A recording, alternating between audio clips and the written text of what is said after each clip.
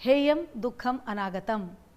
पतंजलि योग सूत्र में कहा गया है कि यदि कोई व्यक्ति सदैव योगाभ्यास करता रहे तो वो अपने जीवन से आने वाले कष्टों को दूर कर सकता है या दूर रख सकता है। योगाभ्यास से आपके मन और शरीर में एक ऐसी शक्ति या ऊर्जा उत्पन्न होती है जो आपको एक ऐसी ताकत देती है जिससे आपके शरीर में कोई रोग, कष्ट और व्याधि नहीं पनपने देती। योग is a healing science, art and philosophy. इसके अभ्यास से आप आने वाले एफ्लिक्शंस को डिफ्लेक्ट कर सकते हैं। आज इसी उपलक्ष्य में हम आपको एक और बहुत खूबसूरत सूचना से सूचित कर रहे हैं कि यह श्रृंखला योगाचार्य बीके सायंगर की शताब्दी समारोह को समर्पित है। योगाचार्य बीके सायंगर ने 80 वर्षों की अपनी अथक साधना, अपने अथक प्रयास से कुछ अद्भुत अनूठे काम करके मानवता के लिए योग के क्षेत्र में रख छोड़े। जैसे आसनों का क्रम, ये एक बहुत ही खास बात है कि हम किस क्रम से आसनों को करें और अभ्यास करें। इसको कुछ ऐसे समझ लीजिए कि अगर हम चाय पिएं, कॉफ़ी पिएं और उसके बाद मट्ठा पी लें, यानी सर्द गर्म का असर शरीर को बहुत होता है। ऐसे ही योग का अभ्यास अगर आप उसकी क्रम को बदल दें तो नुकसानदेह हो सकता है। इसके अलावा उन्होंने एक अद्भुत काम और ये भी किया कि हर एक आसन की क्या अवधि होनी चाहिए। हर एक आसन का एक जेस्टेशन पीरियड है। उतने क्षण, उतने मिनट तक अभ्यास करने के बाद ही उसका फल दिखता है। इस बात को दूसरी तरह से समझाया जाए तो ये कुछ ऐसी घटना है कि जैसे एक शिशु को जन्म लेने में 9 मास का समय लगता है। अगर वो शिशु उससे पहले जन्म लेता है तो या वो कमज़ोर होता है या रोगी होता है। इसी तरह आसनों का एक खास समय है और ये योगाचार्य ने अपने अथक प्रयास, अभ्यास और बहुत सारे एक्सपेरिमेंट्स करने के बाद ये एक तथ्य प्रतिपादित किया। इसके अलावा जो एक अद्भुत अनूठी सी चीज़ है वो है आसनों का इम्प्रोवाइजेशन। यानी तमाम ऐसे आसन हैं जो किसी शारीरिक लाचारी, कमज़ोरी या भय की वजह से व्यक्ति नहीं कर पाता। ऐसा न कर पाने से उसे उसमें स्वास्थ्य लाभ का फ़ायदा भी नहीं होता। योगाचार्य ने क्लासिक पोज के इफ़ेक्ट्स और बेनिफिट्स को एज इट इज़ रखते हुए उन पॉस्चर्स को कुछ उपकरणों के सहारे करवाया, स्वयं किया और देखा कि ये आपकी सेहत के लिए उतने ही कारगर हैं जितना क्लासिक पोज। तो आसनों का इम्प्रोवाइजेशन गुरुजी आयंगर को एक अद्भुत शिखर पर पहुंचाता है। एक और बड़ी असाधारण सी चीज़ उन्होंने अपने अभ्यास के ज़रिए खोजी, वो हैं उपकरण। गुरुजी ने ऐसे तमाम उपकरण खोजे जिनकी सहायता से कितना भी मुश्किल आसन क्यों न हो, शरीर में कितने ही दोष क्यों न हो, व्यक्ति उन आसनों को कर सकता है बिना चोट लगे और उनसे पूरा का पूरा फ़ायदा उठा सकता है। और इस बात का जीता जागता उदाहरण मैं निवेदिता जोशी आपके सामने हूँ। मेरी योगाचार्य बीके सायंगर से तब मुलाकात हुई जब मैं 12 साल बिस्तर पर रह चुकी थी और व्हील चेयर पर आ चुकी थी। गुरुजी के साथ सफ़र जो मैंने तय किया तो मैंने 12वें दिन उस अभ्यास के सफ़र में वो अपना एहसास वापस हासिल कर लिया था जो मैं 12 वर्षों तक खो चुकी थी, और वो था मेरा आत्मविश्वास। इन उपकरणों की सहायता से, इन तमाम इम्प्रोवाइज्ड आसनों से मैंने अपनी ऊर्जा धीरे धीरे प्राप्त करनी शुरू कर दी थी, और मेरे लिए एक उम्मीद की बहुत बड़ी किरण जाग गई थी। हमारा इस पूरे कार्यक्रम के साथ, इसके ज़रिए एक ही हमारा प्रयास रहेगा कि इन तमाम जो अनूठी योगाचार्य की खासियतें थीं उनसे आपको हम वाकिफ़ कराते रहें, और इन चारों खास बातों से आपको हम योगाभ्यास का एक नया तरीका सिखाएं। इस श्रृंखला के ज़रिए न केवल हम आपको योगाभ्यास करना सिखाएंगे, बल्कि वो तमाम इम्प्रोवाइजेशन जो हैं आसन के, या इम्प्रोवाइजेशन जो हैं उपकरण के, वो भी दिखाएंगे और सिखाएंगे। हमें यकीन है ऐसा करने से आपके अभ्यास में और आपके स्वास्थ्य में बहुत फ़ायदा होगा। आज की श्रृंखला में हम आपको सबसे पहले जो आसन सिखाने जा रहे हैं उसका नाम है ताड़ासन। तो चलिए हम अब आपको दिखाते हैं और सिखाते हैं ताड़ासन।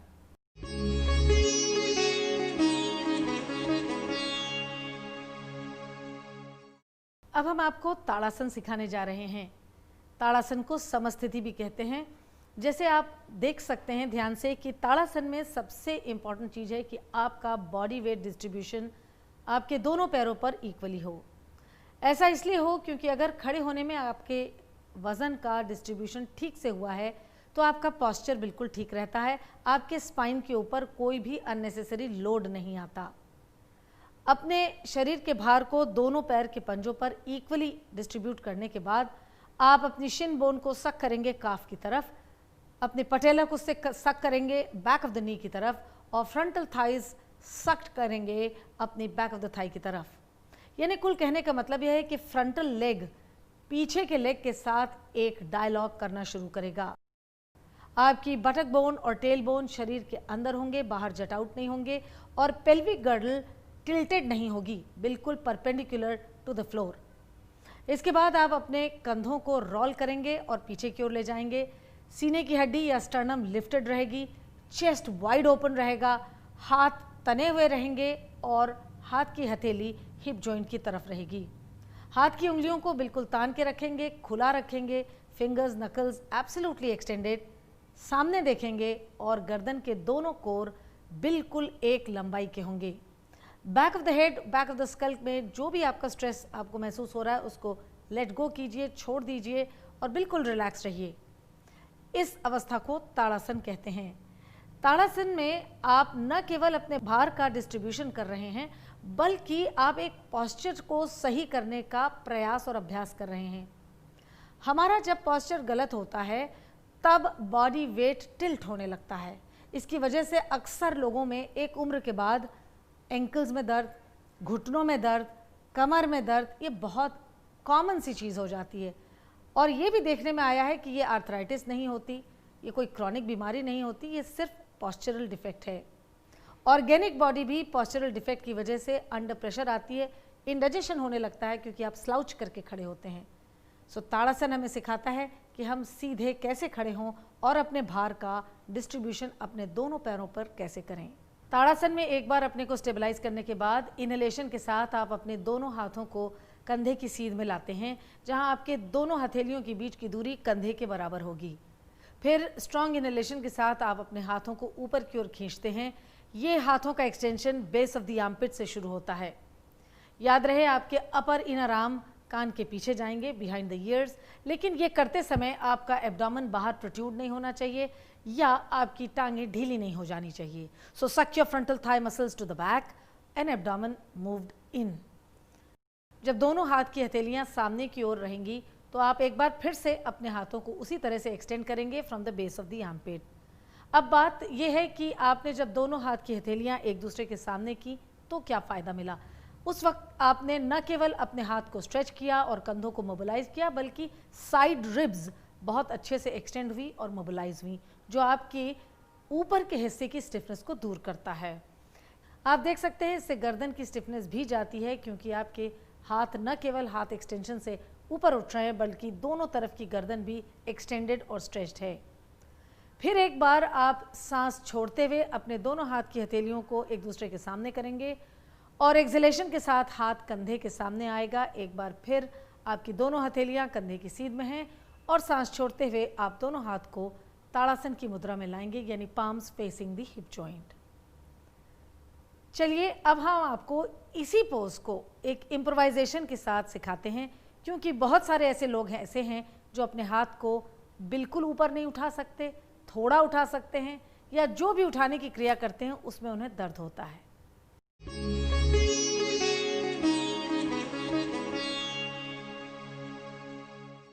अब हम आपको ताड़ासन का इम्प्रोवाइजेशन दिखाने जा रहे हैं। गुरुजी कहा करते थे, अगर अच्छा गुरु ना हो तो दीवार आपका गुरु बन सकती है। आप अपने शरीर को दीवार से बिल्कुल चिपकाकर heel touching to the wall, feet touching with each other Tadasana में खड़े होते हैं। बॉडी वेट आप अपना पैरों पे डिस्ट्रीब्यूट करते हैं। इससे आपको अलाइनमेंट का सबसे अच्छा अंदाज़ा होता है। यहाँ आपको अपने दिमाग लगाने की ज़रूरत नहीं है, क्योंकि आपकी दोनों बटक बोन्स दीवार से जुड़ी हुई हैं, टेल बोन दीवार से जुड़ी हुई है, दोनों कंधे रोल करके पीछे की ओर दीवार से जुड़े हुए हैं और बैक ऑफ द हेड दीवार से जुड़ा हुआ है। इससे आपके अलाइनमेंट में कोई भी दिक्कत नहीं आती।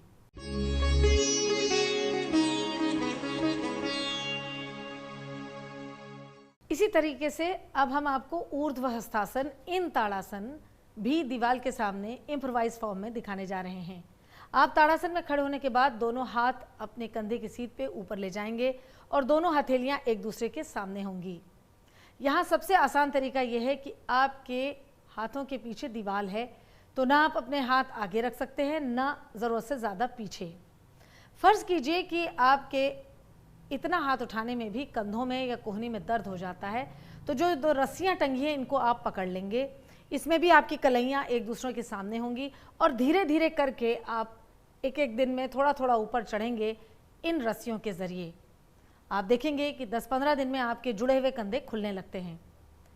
ठीक इसी प्रकार ऊर्ध्वस्थासन में जो पाम्स फ्रंट फेसिंग पोजीशन है, वो भी आप रस्सी को पकड़ के अब आप कलाइयों को सामने की ओर रखेंगे और अपने हाथ रस्सियों पे चलाएंगे। Literally you will walk over the ropes और अपने हाथों को तानेंगे। एक बार अपने हाथों को अच्छे से तान लेने के बाद आप धीरे धीरे रस्सी के सहारे हाथों से उतरेंगे नीचे की ओर। एकदम से झटके से हाथ मत छोड़िएगा, इससे कंधे में शॉक जैसा लगता है।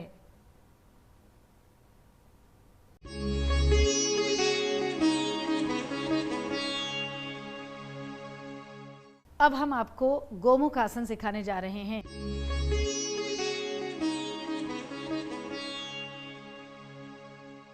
इसके लिए ज़रूरी है कि इससे पहले आप भली प्रकार से ताड़ासन का अभ्यास कर लें, ताकि आपके पैरों पर आपका भार इक्वली डिस्ट्रीब्यूट हो जाए। इसमें पैरों की पोजीशन बिल्कुल ताड़ासन की तरह रहेगी, लेकिन हमें अपने हाथ की प्रिपरेशन करनी पड़ती है ताकि कंधों में आपके चोट ना आए अगर आपके कंधे स्टिफ हों। तो आप सबसे पहले लेफ्ट हैंड से इसकी शुरुआत करेंगे, जो नीचे की तरफ से आएगा। हथेली के पीछे का हिस्सा स्पाइन पे रगड़ते हुए ऊपर जाएगा और दो स्केपुला के बीच में स्थापित किया जाएगा। अगर आप ध्यान से देखें तो इसमें दोनों रिस्ट कॉर्नर सामने की ओर फेस कर रहे हैं and back of the wrist corners बिल्कुल स्पाइन से जुड़े हुए हैं। फिर आप अपने राइट हैंड से लेफ्ट एल्बो को पकड़ते हैं और उसको लंबा करते हुए नीचे स्पाइन की ओर खींचते हैं। ऐसा करने से आप लेफ्ट हैंड की इनर अपर आर्म के अलावा आउटर अपर आर्म को भी एक्सटेंड कर रहे हैं। अगर हमारी बाह का खिंचाव या एक्सटेंशन ठीक से हुआ है तो कंधों में बहुत अच्छा जॉइंट मूवमेंट होता है, लुब्रिकेशन होता है। एक बार आपने ये प्रिपरेशन कर ली तो आप अपने हाथों को छोड़ेंगे और वापस ताड़ासन में आएंगे। हाथों को खींचेंगे, स्ट्रेट करेंगे ताकि आपकी जो हाथ में कोई भी खिंचाव आया है वो फिर से नॉर्मल हो जाए। और अब आप ऊपर के हाथ यानी राइट हैंड को ऊपर ले जाएंगे, एक्सटेंड करेंगे। और बहुत ध्यान देने वाली बात यह है कि जब भी आपको हम ये कहें कि आप अपने हाथ को वापस डॉर्सल स्पाइन के पास लाइए, तो उससे पहले आप अपनी एल्बोज को पीछे ले जाइए। Take your elbows backward before you bend your hand. और फिर आपका पाम जो है, राइट पाम जो है, वो आपके दो स्केपुला के बीच में, शोल्डर ब्लेड के बीच में आ जाएगा। राइट कंधे के मूवमेंट के लिए भी आप अपने लेफ्ट हैंड से राइट एल्बो को पकड़ेंगे और राइट हैंड की आउटर अपर आर्म को लेंथन करेंगे छत की ओर और एल्बो को सर के पीछे लाएंगे। इससे आपके आर्म पिट भी खुल रहे हैं। अब एक बहुत ही इम्पॉर्टेंट बात है कि जब भी आप अपने हाथ पे ध्यान देते हैं, अक्सर आपका ध्यान भटक जाता है और आप अपनी टेल बोन, बटक बोन को जट आउट करने लगते हैं। तो वी सजेस्ट कि आप अपने टेल बोन और बटक बोन को हमेशा अंदर की ओर रखें। आपकी पेल्विक सीधी होनी चाहिए, टिल्ट नहीं होनी चाहिए। जब दूसरे हाथ का भी मोबिलाइजेशन हो गया तो आप अपने दोनों हाथ फिर से छोड़ देंगे और ताड़ासन में आ जाएंगे। अब आपके कंधे और हाथ इस बात के लिए तैयार हैं कि आप क्लासिक गोमुख आसन की हैंड पोजीशन को अचीव कर सकें। फिर से एक बार हम लेफ्ट हैंड को अपनी बटक्स के ऊपर बैक ऑफ द पाम को रखते हुए सरकाते हुए ऊपर ले जाएंगे और आपकी बैक ऑफ द पाम दो स्कैपुला के बीच में अच्छे से फिक्स हो जाएगी। आपके कंधे मोबिलाइज हो चुके हैं तो आप सीधे राइट हैंड को ऊपर ले जाएंगे, राइट हैंड की एल्बो को लॉक करेंगे और पीछे की तरफ ले जाएंगे, सर के पीछे, और फिर हाथ मोड़ेंगे और दोनों हाथों से ऐसा लगता है कि जैसे दोनों हाथ की उंगलियां शेक हैंड कर रही हों। इस तरीके से आप उन्हें लॉक करेंगे। आप देखिए इसमें आपके शोल्डर जॉइंट, शोल्डर, आर्म पिट सब खुल रहे हैं, मोबिलाइज हो रहे हैं और पैरों में तो ताकत आ ही रही है क्योंकि आप ताड़ासन में खड़े होकर काम कर रहे हैं। Always remember that tuck your tail bone and buttock bone in, उसको जट आउट मत कीजिएगा और सीधे देखिएगा ताकि आपकी गर्दन बिल्कुल सीधी रहे। यह आपकी सर्वाइकल स्पाइन की भी स्टिफनेस दूर करता है। फिर एक इनहेलेशन के साथ आप अपने दोनों हाथ छोड़ेंगे और वापस पुनः ताड़ासन में या समस्थिति में खड़े हो जाएंगे।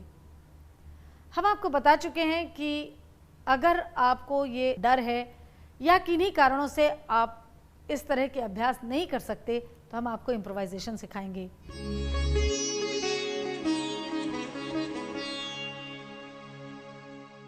अब हम आपको गोमुख आसन का इम्प्रोवाइजेशन सिखाने जा रहे हैं। जब आपके कंधों में बहुत स्टिफनेस हो या आपकी गर्दन में बहुत स्टिफनेस हो तो आप गोमुख आसन शायद पूरी तरह से ना निभा सकें। उसका एक बहुत अच्छा उपाय ये है कि आपके घर में कोई बेल्ट हो या पुरानी धोती की किनारी हो या दुपट्टे का कोई छोटा पुराना हिस्सा हो, उसका आप एक लूप बना लें। हम यहाँ आपको बेल्ट का लूप दिखा रहे हैं कि एक छोटा सा हमने एक लूप किनारे पे एक बेल्ट में बना लिया है। ये लूप की जो लंबाई है ये आपकी स्टिफनेस पर निर्भर करती है कि आप कितने स्टिफ हैं। इस लूप को आप अपने राइट हैंड में रखेंगे और लेफ्ट हैंड को वापस अपनी बटक की ओर से ले जाएंगे सरकाते हुए और बैक ऑफ द पाम दोनों स्कैपुला के बीच में स्टेबलाइज की जाएगी। राइट हैंड में जिसमें आपने लूप पकड़ा है उसको आप ऊपर की तरफ ले जाएंगे सर के ऊपर और कोहनी को पीछे ले जाते हुए अपने हाथ को मोड़ेंगे और इस लूप को ऊपर से नीचे की ओर अपनी उंगलियों पे देने की कोशिश करेंगे।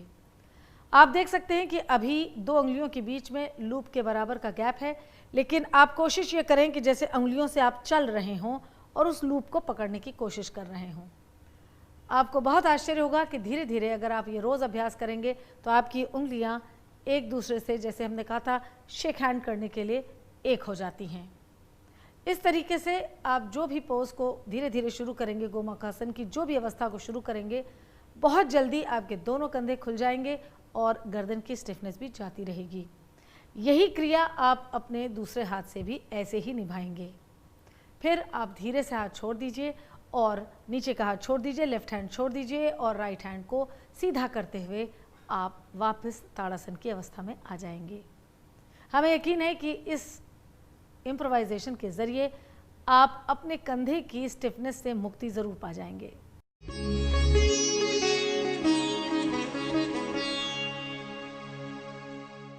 अब हम आपको पश्चिम नमस्कार सिखाने जा रहे हैं।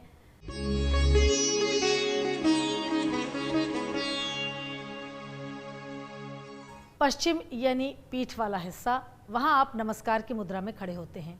इस पोज में भी आप पैरों की पोजीशन ताड़ासन की तरह ही रख रहे हैं, यानी आपके शरीर का पूरा भार दोनों पैर के पंजों पे इक्वली डिस्ट्रीब्यूटेड होगा। आपकी शिन और थाई दोनों ही सक्ड होंगी towards the back thigh and back calf. Tail bone, buttock bone शरीर के अंदर की ओर आप सक करेंगे और पेल्विस टिल्ट नहीं होगी। कंधे दोनों रोल बैक रहेंगे, गर्दन सीधी रहेगी और आप सामने देखेंगे। ऐसी अवस्था में ताड़ासन में खड़े होने के बाद आप अपने दोनों हाथ पीछे ले जाएंगे, उनसे नमस्कार करेंगे और नमस्कार की जो शिखर है उसको नीचे से ऊपर की ओर अपनी स्पाइन पे रगड़ते हुए ले जाएंगे और फाइनली आपकी नमस्कार जो है दो स्कैपुला के बीच में शोल्डर ब्लेड के बीच में डॉर्सल स्पाइन के ऊपर स्थापित होगी। याद रखिएगा, पश्चिम नमस्कार में, क्लासिक पश्चिम नमस्कार में हम थम्स को क्रॉस नहीं करते हैं, बल्कि वो एक दूसरे से जुड़े रहते हैं। दोनों एल्बोज पीछे की ओर ले जाई जाएंगी। आप देख सकते हैं कि इस आसन से चेस्ट कितनी अच्छी तरीके से खुलती है। ये शोल्डर जॉइंट्स, एल्बो, इन सब की स्टिफनेस निकालता है। ये रिस्ट की बहुत अच्छी एक्सरसाइज कराता है। आप देख सकते हैं कि गर्दन में कर्वेचर कितना अच्छा बना है और गर्दन की स्टिफनेस भी दूर करता है। पश्चिम नमस्कार में जब आप अपने हाथों को रखते हुए डॉर्सल स्पाइन को स्टर्नम की ओर ले जाते हैं तो ये हार्ट की कैविटी को खोलता है। इस तरीके से ये हार्ट के लिए भी बहुत अच्छा है। एक बार इस मुद्रा में आने के बाद आप इसे 1 मिनट तक रख सकते हैं और फिर सांस छोड़ते हुए धीरे से अपने हाथों को आप फिर उल्टी दिशा में ले जाएंगे और हाथ की उंगलियां ज़मीन की ओर रहेंगी, जैसे आप लाए थे बिल्कुल वैसे ही, और फिर धीरे से हाथ छोड़ देंगे और समस्थिति या ताड़ासन में खड़े हो जाएंगे। हम आपसे वायदा कर चुके हैं कि किसी भी आसन में आपकी जो दिक्कत आएगी उसको इम्प्रोवाइजेशन सिखाने के साथ हम आपको उस मुसीबत से बाहर निकाल लेंगे। तो अगर किसी का हाथ पश्चिम नमस्कार में नहीं मुड़ सकता या अपर आर्म बहुत स्टिफ है तो चलिए उसके लिए सीखते हैं इम्प्रोवाइजेशन पश्चिम नमस्कार का।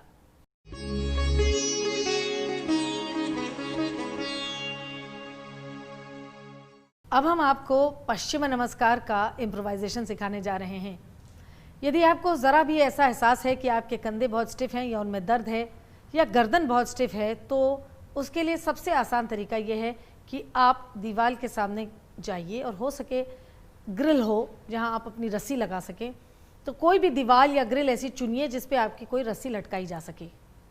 दीवार के सामने आप ताड़ासन में खड़े होंगे और उसके बाद आप अपने हाथ पीछे ले जाएंगे और उस ग्रिल या दीवार से जो भी हमने रस्सी टांगी है उसकी गांठ को अपने दोनों अंगूठों से पकड़ेंगे।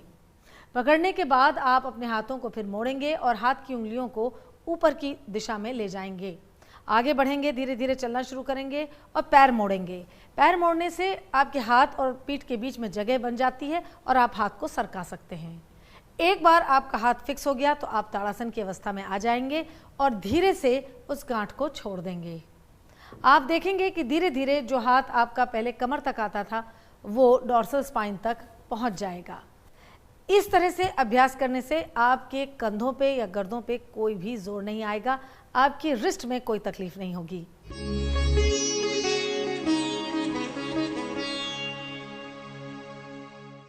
हमें यकीन है कि हमारी इस श्रृंखला के जरिए और उसमें सिखाए जाने वाले इम्प्रोवाइजेशंस के जरिए आप अपने अभ्यास की क्वालिटी को हमेशा अच्छा और अच्छा करते रहेंगे।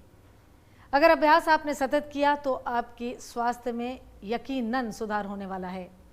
यहाँ पे एक बात ज़रूर ध्यान रखें कि अगर आप किसी भी रोग से ग्रसित हैं तो अपनी दवाइयों का सेवन केवल अभ्यास करते हुए छोड़ न दें। दवाइयों का लेना या छोड़ना या उन्हें कम करना डॉक्टर की निगरानी में ही सबसे अच्छा रहता है। आपसे फिर मुलाकात होगी, तब तक के लिए नमस्कार।